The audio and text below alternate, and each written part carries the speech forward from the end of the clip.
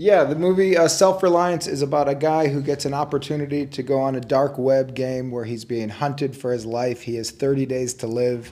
If he survives the 30 days, he gets $1,000,000. He finds a loophole in the game, and that is if he is around people and people are close, the hunters cannot kill him. So he agrees to play the game with the hope of surrounding himself with people and winning the game.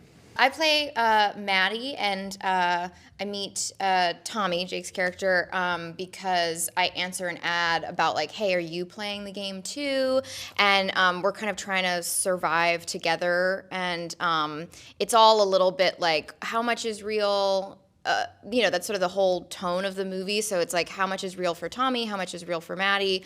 And it was, just really fun to like be constantly in this like double meaning space that doesn't really get resolved until the end of the movie. I was just thinking, that was the first time I heard your answer, and I really liked it.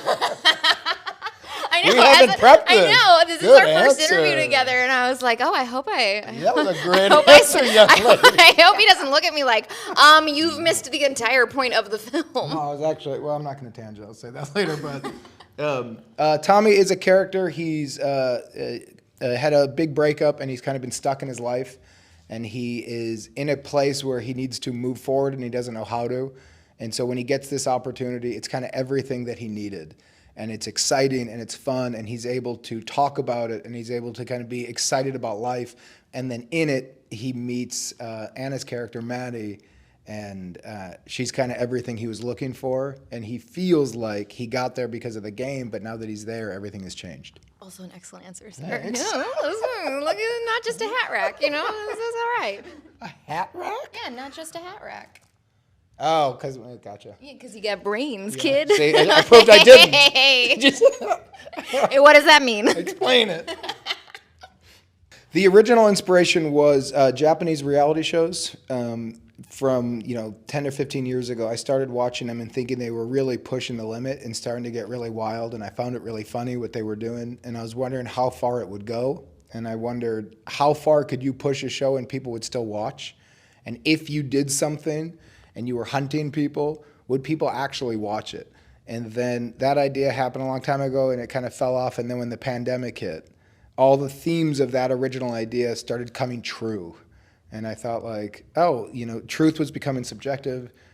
Everybody in your life was gone, and I was missing everybody. The stakes felt life and death. And I thought, this will be a fun way to fill those days to write this one. Well, I actually, I kind of forgot about this, but you and I talked about, when we were getting ready to do the movie, because we were sort of talking about how so many times, we worked together like 10 years ago, and so many times we would like read a script and go, this is pretty good, it's all right. I mean, it'd be really fun if Jake did it. Like, it would be like the kind of thing where I'd be like iffy on a movie and be like, but if I could get Jake to do it, we would have fun, So then it was like, well, wait, you wrote a script and you're asking me to be in it. Like, that's way better. Let's do that, So just working with Jake again was like something I'd been wanting to do anyway.